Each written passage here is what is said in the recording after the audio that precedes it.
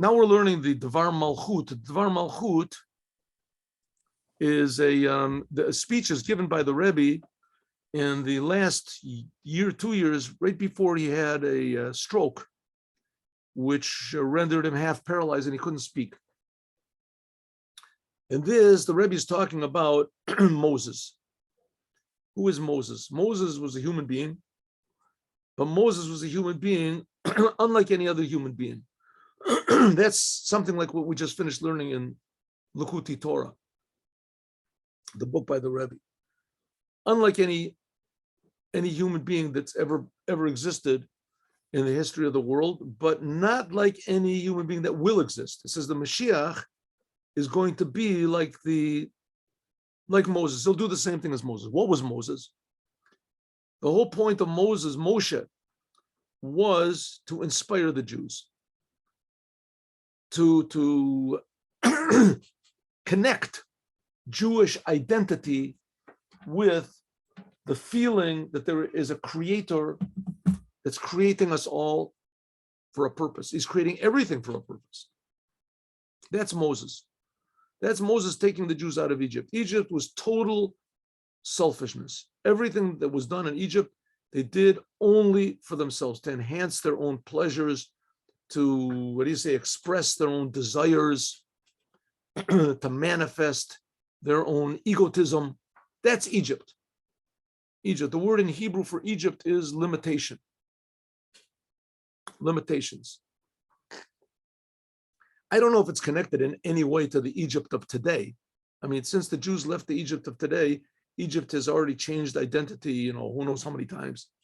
It's been but nevertheless, it's something like that. It says that even more, that in the, like close to the end of the second temple, the first temple, close to the end of the first temple, like 100 years, something like that, 150 years, 100 years, there was Sennacherib, a king called Sennacherib. He conquered the whole world. He tried to conquer Jerusalem, and that was in the days of Chezkiah, King Chezkiah, and he didn't succeed. There was an angel came, destroyed his whole army, killed everybody. But in any case, Sennacherib came along and he confused the whole world. Belat Olam. He confused the world. He was the one that took the 10 tribes away. Sennacherib. In any case, he confused the whole world. So he conquered the whole world. And what he did, he was very clever, Sennacherib. And he moved entire populations from one place to another. He moved all the Egyptians to France, and all the French people he moved to Russia, and the Russian people he moved to Africa. Everybody moved all around so that no one had their feet on their homeland. So it confused everyone so that they couldn't rebel against him. In the end, he was conquered by who? I don't know, by Babylon, I guess. Babylon conquered him. But anyway, he did that. So as a result, the people that live now in Egypt, they're not the same Egyptians as they were before. The same thing also, the Muslims today that claim to have a relation somehow or other to Ishmael, that's not so, because the people that had the relation to Ishmael, they were moved around by Sennacherib. It says, Sennacherib bilbal olam. So the people that nowadays are the Arabs that claim to be descendants of Ishmael, they certainly are not. The only ones that can really link themselves back to their original, what do they call progenitors, to Abraham, Isaac, and Jacob, that's the Jews. On the other hand, the whole world can link themselves back to Noah, because it doesn't make any difference where you're moved to. You're still a relative of Noah. Noah was all mankind came from. That's the idea of the 7 commandments of Noah. And also, in a parenthetical statement, Noah was a tzaddik. He defied the whole entire world. That power of defying the world is instilled in every single non-Jew. Every non-Jew in the world is a direct descendant of Noah. And they have in their DNA the ability to defy the decadence and self-destruction, destructive forces in the world. It's pretty good. That's what everybody has. Okay, let's go back. Nevertheless, we have Moses, and Moses, he's the one that turns this whole business on. Moses is the Lubavitcher Rebbe of his generation. His job is to make people aware of what God is. Like Columbus discovered America, and after you discovered America, so I think, I don't know, Columbus did it. Who knows who did it? He discovered America, so just let's say he did. He discovered America. So America was always there, but beforehand, people couldn't use it. So now it was discovered, people could make use of it, and they could go to the same thing. Lahavdil, we have to say, to separate, that Moses discovered what God really is. And now after that, it became usable. Everybody could connect to the fact that God is creating us, and he's enlivening us, and he listens to our prayers, and he provides for us, and he gives us eyes to see, ears to, etc. All this God does, but he does it in order that we should serve him. That's the idea of Moses. And that's what it means that Moses is an Ish Elokim. He was a man of God. It said the Rebbe that this is 3 levels. Moses, that's Moshe, he's connected to the essence of God. Elokim, that's godliness, how it's relevant to the world. And Ish means that it can be put into us, inside of us. Now, according to what we said before,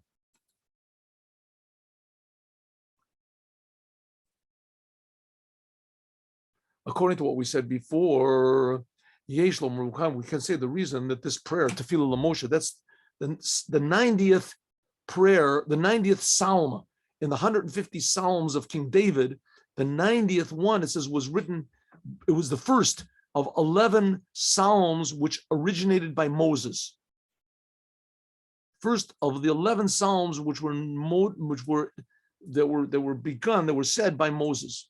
And the first of those is Tefillah L'Moshe. It's a prayer to Moshe. And that is Psalm number 90. It says, Tefillah L'Moshe Ish Elokim. It is a prayer to Moses, the man of God, or man God. This is the 90th. Why? Because the number 90 also comes to the letter tzaddik. Now, tzaddik, we said, means a righteous Jew.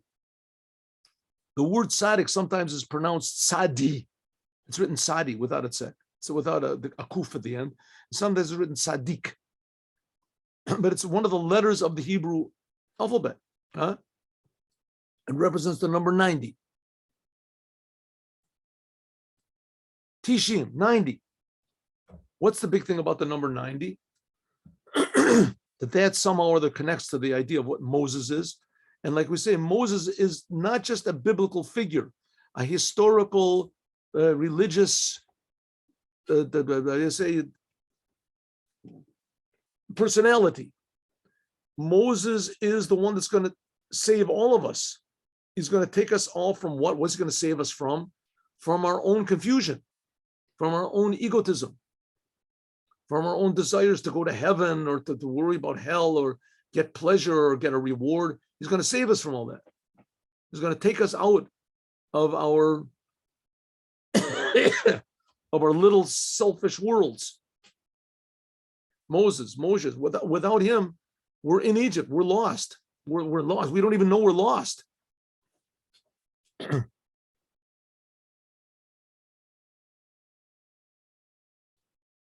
3 times. This is, I remember I saw a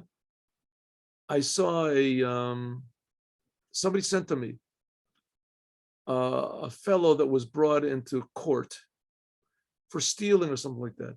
A black guy is brought into court. The judge, she looks at him and says, Mr. Charles, you're accused with stealing a car. She said, tell me, isn't your name Ezra Charles? And he looks up at her and he starts to cry and he starts to weep. He said, you learned with me together in high school. You were an excellent pupil. I knew you. You had a big future in front of you. He said, oh, and he just, it was just, my heart broke just to think about it. He said, oh, I said, what happened to you? What happened? He said, oh, I'm so sorry. I'm so sorry. He just couldn't speak. He said, what did you do? What have you done? He said, oh, where did I fall? I've fallen. Who are you? Who are you? All of a sudden, that's what Moses comes to. Who are you? What are you doing? How can you be selfish? Don't you realize who you are? You're a human being. You're created by God. You're in God's image. What are you doing? right? You're a Jew. You're the son of God. Every Jew. What are you doing? How can you? That's what Moses is coming to wake us all up.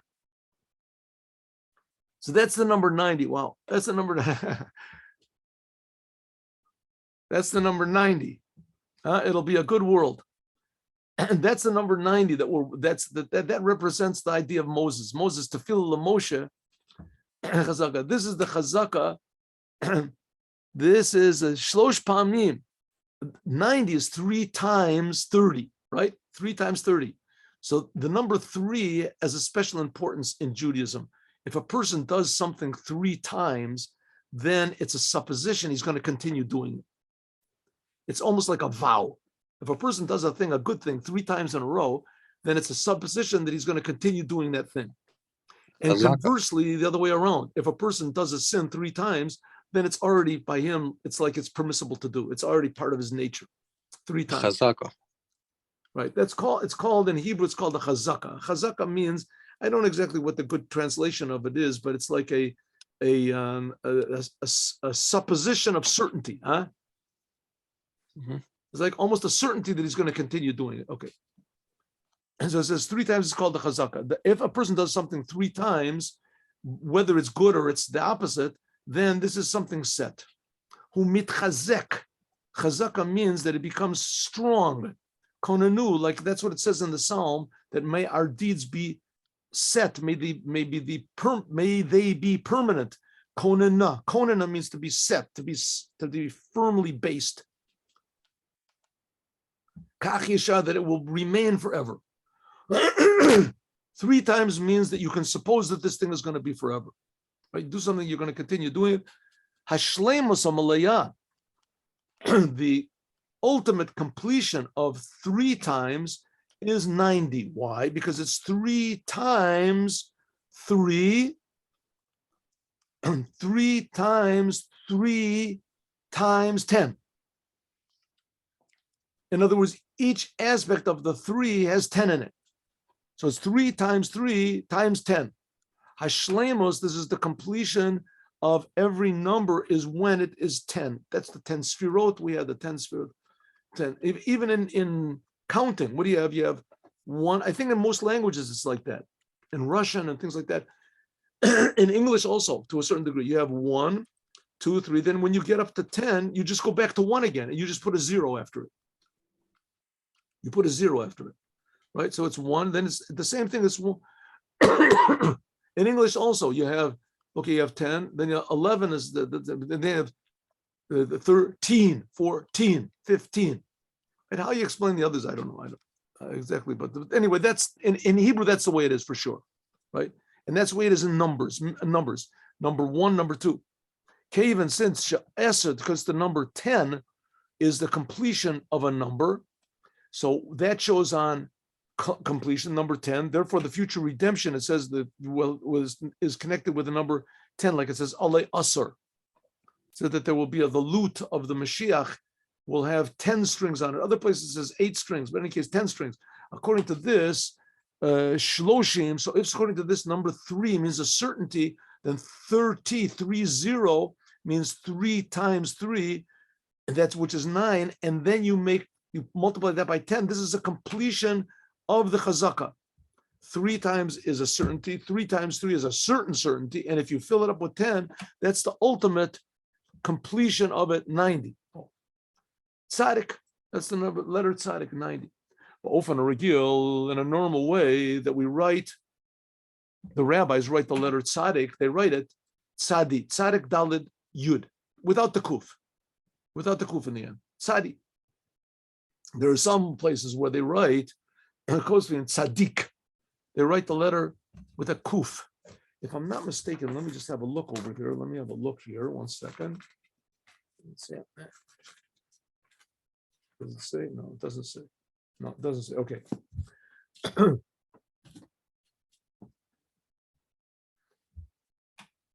Look, several places it writes the word tzaddik with a kuf in the end of it. They add to the letter tzadi, they add a kuf. Shezek kashur, this is with the level of a tzaddik. A tzaddik, that's the yesod. Tzaddik yesod olam. There's 10 sfirot. 10 spheres. And the last of them is Malchut. As far as God goes, that represents the world. That's the lower 9. That's, so to speak, godliness. What comes down into the world.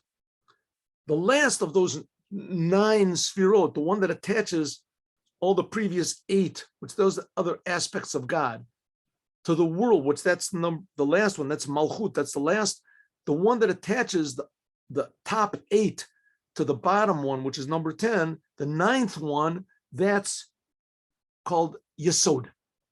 Yesod. So that's the number 9. that's the chazaka that we talked about. In a complete way, that's the number 9D. In other words, the 9 is complete with 10. That's the Yesod. Tzaddik is Yesod Olam. And that is also represented in Judaism by the letter Tzaddik is the number 90. That's the connector. A tzaddik, a righteous Jew, he connects, excuse me, God to the world.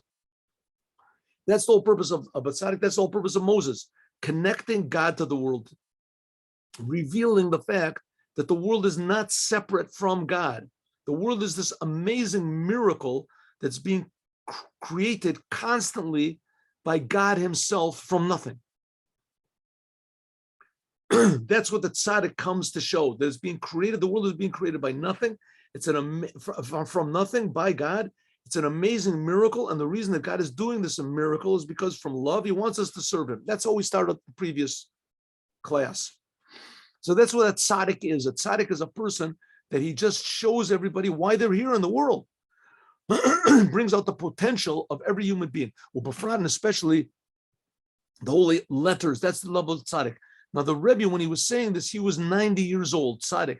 And he started in Chabad, we say the psalm, which is relevant to our age every day.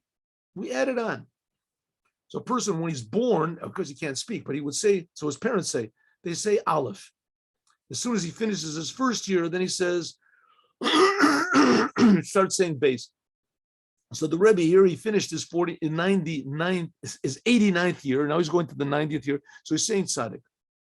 So the call out that every letter, and there's as a filling. There's the letter tzaddik, and then there's how it's pronounced. Tzadalid yud, tzadi, tzadi, tzadi. And sometimes it's filled up with tzaddik. All right. Usually, though, it's spelled tzadi. Tzadi. That's the letter, right? Pei tzadi. Hu miloshen tzad. Tzadi means side, my side. Tzad shali, my side. Tzad means a side. So tzadi means my side. What does this mean in serving God? God, he created man. And God is creating man. And he's creating man and he's creating the world, that it seems that there's two sides. There are, and in fact, in a man, we can feel that there are two sides. There's the side of holiness. That's God's side. And then there's the side which is opposite. That's, so to speak, my side. Okay, now who is the me that's talking? If it's God speaking, then my side means the holy side. If it's me speaking, then my side means the egotistical side. The ideal is that we're supposed to be saying my side, and we're quoting God. And then my side becomes God's side because God is creating me. That's what's called the Yetzer Tov. That's what's called the good impulse. That's the right side. Sometimes it's called the right side of the heart. It's explained in the Tanya. The right side of the heart. Chlala Yamin. In the 9th chapter, especially the Tanya. The Yetzer Hara. The Yetzer Hara, the selfish impulse, that's on the left side. There's two sides. Like it says, Torah Tziva Lanu Moshe Morasha Kilat Yaakov, that every single Jew is moving since that God commanded us the Torah, and this is for all the Jews. So every single Jew, his side, namely the side of the Jewish people, should be what? The side of Torah and the commandments. That's our side.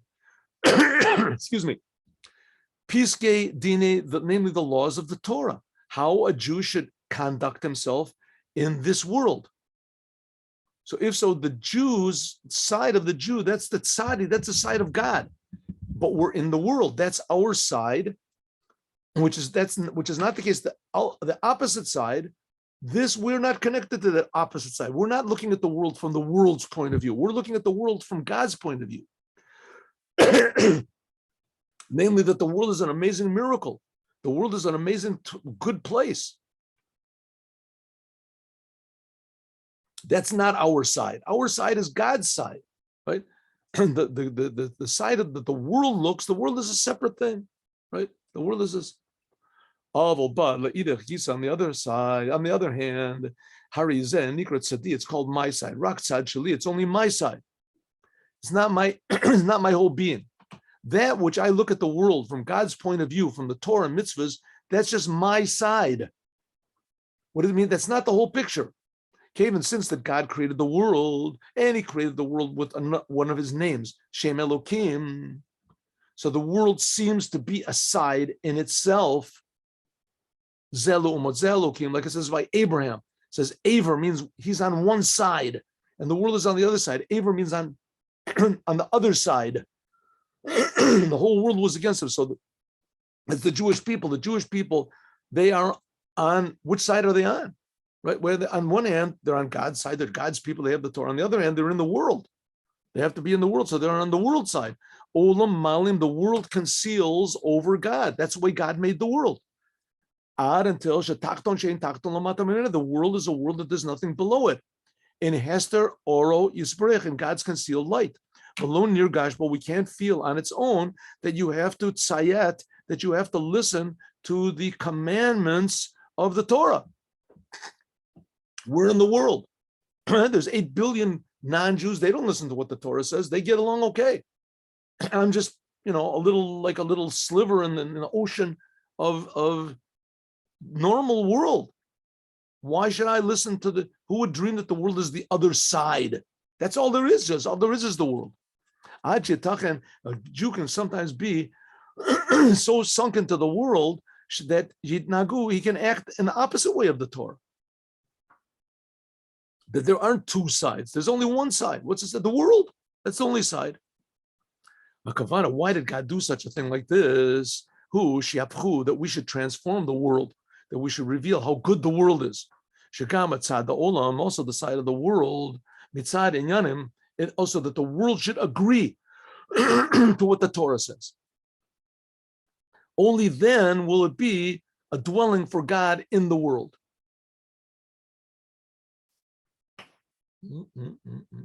According to this, so now we can arouse the question.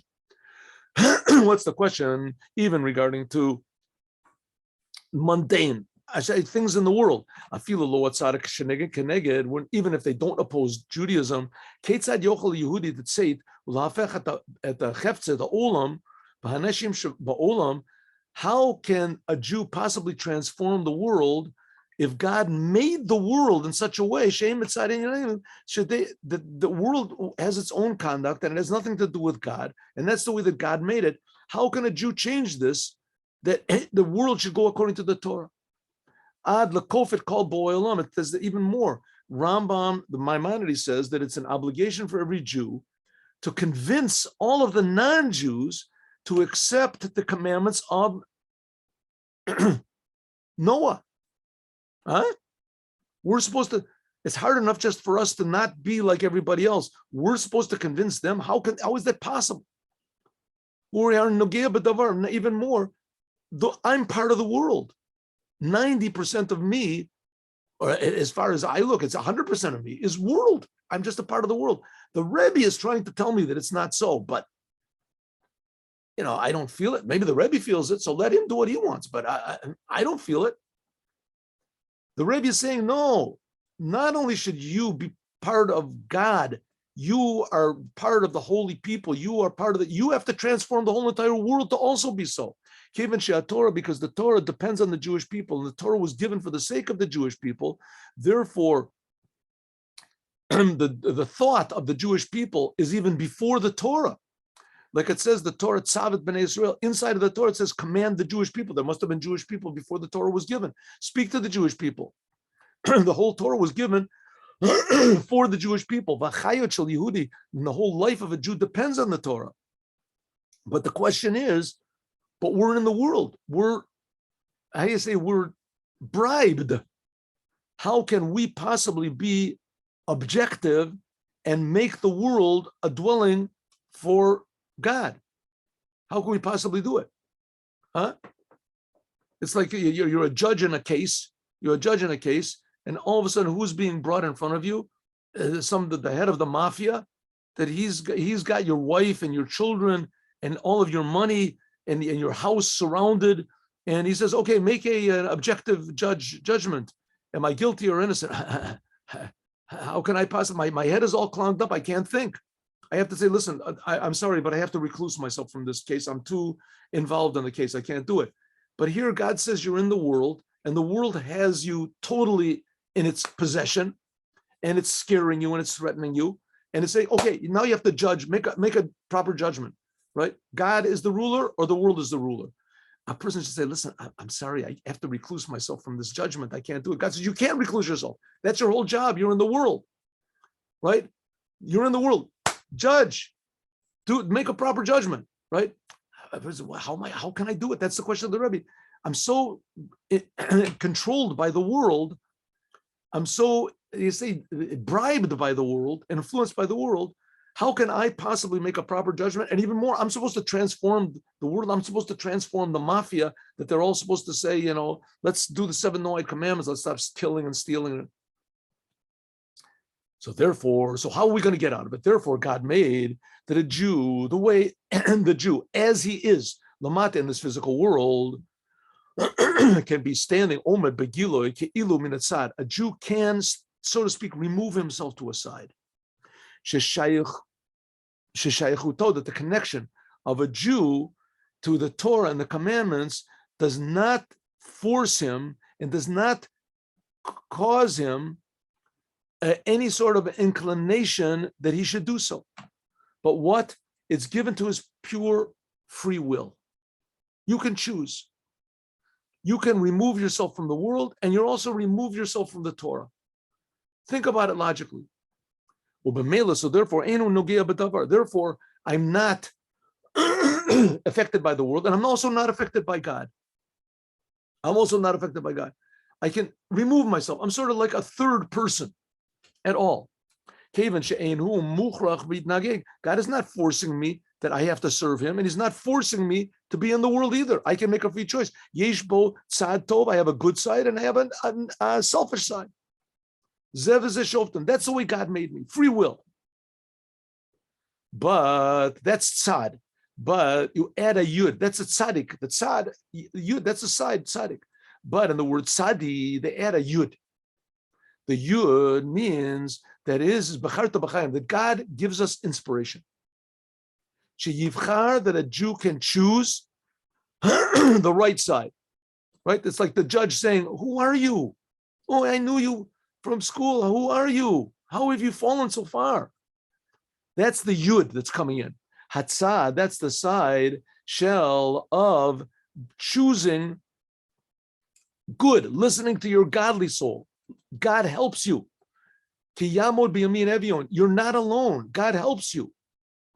True, you have free will. You can do whatever you want to, but God is helping you to make the right choice. He's helping you. Zeo, that's what it means. That's the letter tzadi, the tzaddik. Tzad, you're on one side, but tzad yud, that Hashem is helping you. God is helping you. This is a very, very important message of Judaism, that God is with everyone, not just that he's creating us, and not just that he's enlivening us, and not just that he's providing for us food, and that we don't have to steal, we don't have to yell with it, but God is also helping us to make the right choices. This is like the things of Moses and Ish Elokim, like we said before. And similarly, the soul, which is in the body of every single Jew. When you're Moshe, like we said, that's your essence of your soul. Like it says, from the water you are drawn. This is above the world. When you're at the level of Moses, then you're totally connected to God. Like it says, Moses was drawn from the water. There's no water except for Torah. Remember the Torah of Moses, my servant. Moses means he was drawn from the water. That's every single Jew. Every single Jew has a connection, an inner connection to the God that's giving the Torah right now. The Torah is is the boss of the world. That's the level of Moshe. That's the thing of Bereshis. The world was created for the sake of the Torah and for the sake of the Jews. And this power, a Jew can transform the world to be godly. And that's the level of Moshe. Then you can be Ish, even when you're Chetzel V'Lamayla, even the lower part of you that's in the world, that we seem to be the same as all of the nations, as all the other 8 billion people in the world. Therefore, it's as though we're standing from the side. On one hand, you can choose. You have the level of Moses inside of you, and you have the level of Ish. Moses also had the level of Moses, Ish Elokim. Therefore, you can choose. And what do you choose? If you think about it, you choose life. Shekafishu b'nimsa Ish. You become a man, Ish Elokim, a godly man. That's the letter Tzaddik.